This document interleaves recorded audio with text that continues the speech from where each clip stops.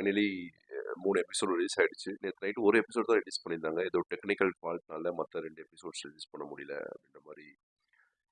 நேத்து நைட்லேருந்து மார்னிங் வரைக்குமே social media ஃபுல்லா பெரிய ஹைப் தான். ஹார்ட் பீட் ரிலீஸ் பண்ணல அப்படின்ற மாரி நெறைய நியூஸ் பார்த்துட்டு இருந்தேன்.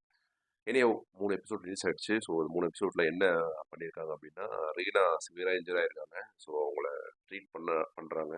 அவங்களுக்கு மல்டிபிள் ஆர்கன் அஃபெக்ட் ஆயிருக்கு. ரொம்ப ஒரு சீரியஸ் கண்டிஷன்ல இருக்காங்க. ஐசியூல இருக்காங்க. ஸோ, ரத்தியும் அர்ஜுனும் என்ன பண்ணுறதுன்னு தெரியாம ரொம்ப தடுமாற்றமா இருக்காங்க.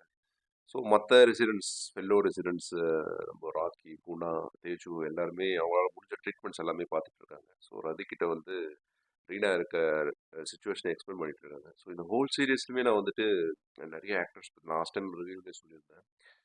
எல்லா ஆக்டர்ஸுமே அவங்கவுங்க பெர்ஃபார்மன்ஸ் பண்ணுற சொல்ல, ஸ்பெஷலி ரத்தி மட்டும் தான் அவங்க ரோலை ரொம்ப பர்ஃபெக்டாக ப்ளே பண்ணியிருக்காங்க. நினைக்கிறேன் அந்த எமோஷன்ஸை கேரி பண்ணுறதுலையும் சரி, அவங்க ரீனா கிட்ட இருக்க சொல்ல கண்டிப்பாக இருக்க சொல்ல சொல்லி, அவங்க ரீனா போயிட்ட பிறகு அவங்க மேலே பாசமாக இருக்க சொல்ல சரி, ஒரு ஹாஸ்பிட்டல் ஹெட்டாக அவங்க ரொம்ப ஸ்ட்ரிக்டாக இருக்க சொல்லும் சரி, தென் கார்த்திக் கிட்ட அவங்க சம்ஹவ் பழைய ஃபீலிங்கோட பேச சொல்லவும் சரி, அவங்களோட ரியாக்ஷன்ஸ் எல்லாமே மீன்ஸ் இந்த ஹார்ட்டே வந்து நான் ரதி அப்படி தான் சொல்லுவேன்.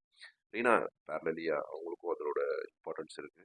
Somehow coming into story, then Karthik வராரு. அங்க வந்து வந்து அர்ஜுன் கிட்ட என்னாச்சு, எனக்கு புரியுது, நீங்க ரொம்ப வருத்தமா இருக்கீங்கன்னு எனக்கு புரியுது, கவலைப்படாதீங்க, நான் பாத்துக்கிறேன்ற மாதிரி ட்ரீட் பண்ண போறாரு. தென் போலீஸ் ஸ்டேஷன்ல இருந்து ஃபோன் வருது, இந்த மாதிரி நீங்க வந்துட்டு ஹாஸ்பிட்டல் இருக்கக்கூடாதுன்னா அவரோட ஃப்ரெண்டை தென் இவங்க கிட்ட மற்ற ரெசிடென்ட்ஸ் கிட்ட தேஜு குணா கிட்டலாம் நீங்க எல்லா இன்ஃபர்மேஷன் என்கிட்ட ஷேர் பண்ணுங்க அப்படின்ற மாதிரி அவரோட ஃப்ரெண்டை வந்து ஒரு அப்பாயிண்ட் பண்றாரு.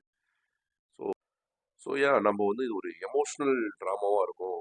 மீன்ஸ் நான் லாஸ்ட் டைமே இந்த ரத்தி சீக்வன்ஸ் விஜய் தான் உங்க அப்பான்னு சொன்ன உடனே இது ரொம்ப நல்லா இருக்கும். ஒரு மாதிரி எமோஷ்னலாக விஜயும் ரீனாவும் பார்த்து பேசுறதுலாம் இன்ட்ரெஸ்டிங்காக இருக்கும் அப்படின்ற மாதிரி நான் நினச்சிருந்தேன். அதுக்கு ஏன் இந்த மாதிரி மாதிரி ராஜா ராணி நஸ்ரேக் அடிப்படுற மாதிரி எக்ஸாக்டாக அதே மாதிரி இருந்துச்சு அந்த சீன் பார்க்க சொல்லி நிறைய பேர் அது மாதிரி சொல்லியிருந்தாங்க கமெண்ட்ஸில், நானும் பார்த்தேன்.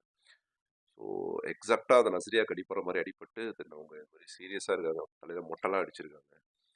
ஸோ நம்ம எதிர்பார்த்த எமோஷ்னல் ரோலர் கோஸ்டர் இல்லாமல் மெடிக்கலாக நிறைய எக்ஸ்பிளைன் பண்ண ஆரம்பிச்சிட்டாங்க. மெடிக்கல் டேர்ம்ஸ் அதை பற்றி தான் ஒரு இந்த 3 எபிசோட்ஸில் மேக்ஸிமம் அவங்க பேசுறது ஃபுல்லாக மெடிக்கல் டேர்ம்ஸ் தான் பேசிட்டு இருந்தாங்க. ஸோ மேபி ஒரு நல்ல ஒரு ஹைப் கிரியேட் பண்ணியிருக்காங்க நெக்ஸ்ட் வீக்குக்கான ஹைப்பு.